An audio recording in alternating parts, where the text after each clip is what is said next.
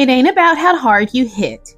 It's about how hard you can get hit and keep moving forward. That's how winning is done. Rocky Balboa. Today, I'm not just talking about a comeback story. I'm talking about my comeback story.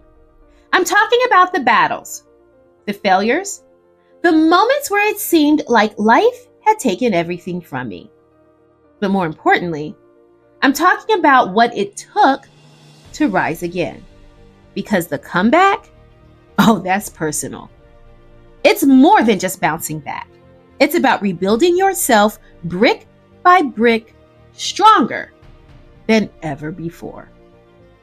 You see, I know what it feels like to hit rock bottom. For me, that moment came when I found myself standing at the gates of federal prison. It was as if the entire world was crumbling beneath my feet. I was sentenced, confined, and for a while, I was trapped, both physically and mentally. But here's the thing, prisons aren't just made of walls and bars. They're made of the limitations we place on our minds and the doubts that whisper we're not enough. For years, I carried the weight of that experience.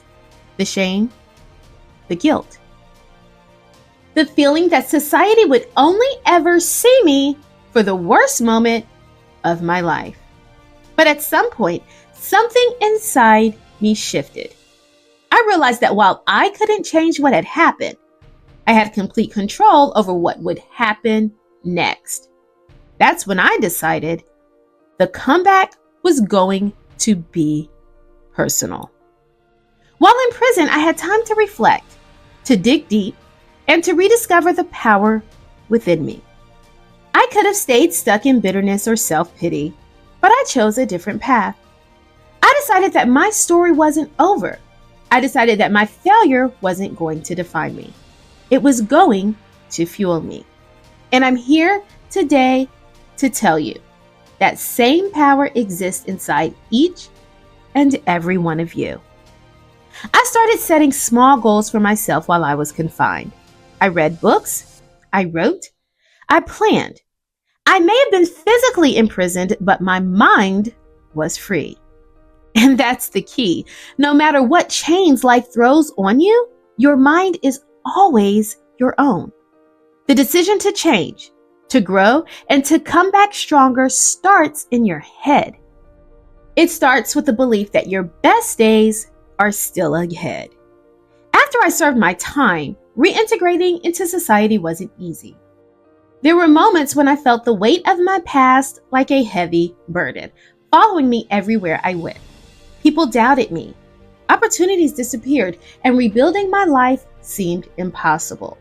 But the comeback is never supposed to be easy.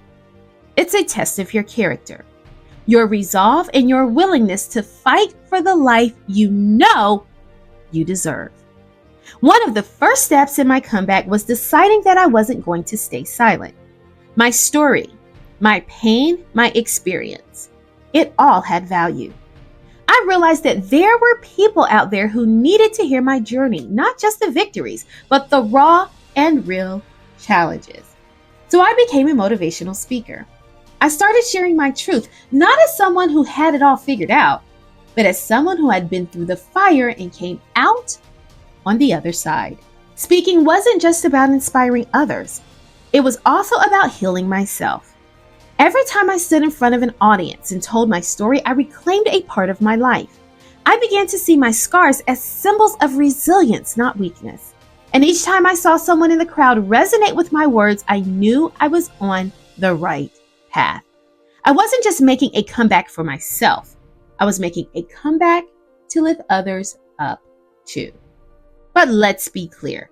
Comebacks are not linear. There are setbacks along the way.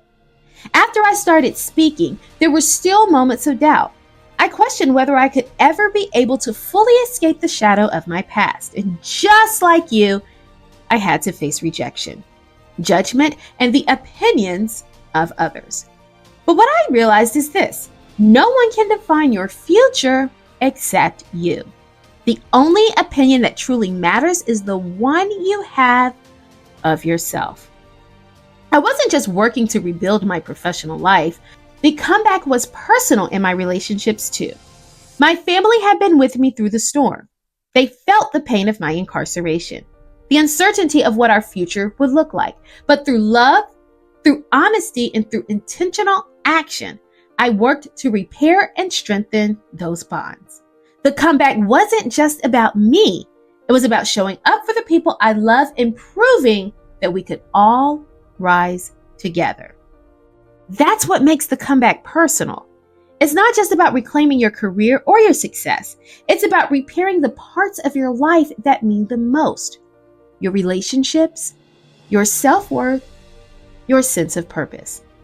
My journey has shown me that it's never too late to become the person you were meant to be, and it's never too late to make things right with the people you care about. When I began to share my own story on platforms like YouTube, I saw the impact it had on others. People started reaching out, telling me that my comeback inspired them to make their own. That's when I realized this isn't just my story. It's a universal one. We all face setbacks. We all fall, but we all have the capacity to rise. I transformed from someone who felt defeated, broken, and stuck to someone who had a voice. And I want to remind you that your voice matters too. Whether you've made mistakes, faced setbacks, or experienced losses, your story is powerful. Your journey can be a beacon of hope for someone else who is struggling.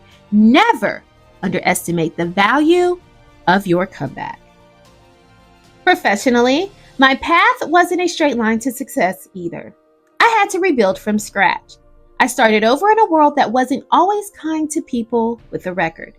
But I refused to be a statistic. I refused to let my past dictate my future. So I built a brand as a thought leader, as someone who speaks truth and motivates others to pursue their own comebacks, no matter what challenges they face. As I moved forward, I realized that success isn't about avoiding failure. It's about how many times you're willing to get back up. I didn't get here by luck. I got here by perseverance, by staying committed to the vision I had for my life, even when the odds were stacked against me. And that's what I want to instill in you today. It doesn't matter how many times you fall. What matters is how many times you rise. The comeback is personal because it's about proving to yourself that you're more than your worst days. It's about rewriting the narrative of your life. I had to confront the darkest parts of my story to reach the light, and you will too. But that's the beauty of a comeback. It transforms you. It turns pain into power, fear into courage, and loss into opportunity. I'm standing here today as living proof that no matter how far you've fallen, you can rise. Your past does not define you. Your mistakes do not determine your future. I'm here to tell you that your comeback is possible, but it's personal. It requires you to dig deep, to be honest with yourself, and to take relentless action towards your goals. The journey is not easy, and it's not meant to be, but it's worth it. Because when you look back on your life, it won't be the setbacks that define you.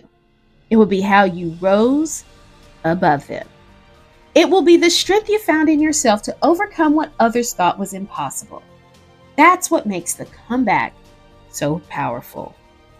So if you're in a place right now where you feel like the odds are stacked against you, if you feel like the world is watching and waiting for you to fail again, I want you to remember this. The comeback is personal. It's not about proving anything to them. It's about proving everything to yourself. It's about showing up for your future despite your past. I'm not where I am today because I never fell. I'm here because I refused to stay down. The comeback is personal, and it's within your reach. So start today. Rise up, take your power back, and know that no matter where you are right now, your comeback is coming. And when it does, it's going to be greater than you ever imagined. Take ownership of your story. Face the setbacks head on and rise with everything you've got. The comeback is yours. Make it personal. Peace and blessings, Dr. O.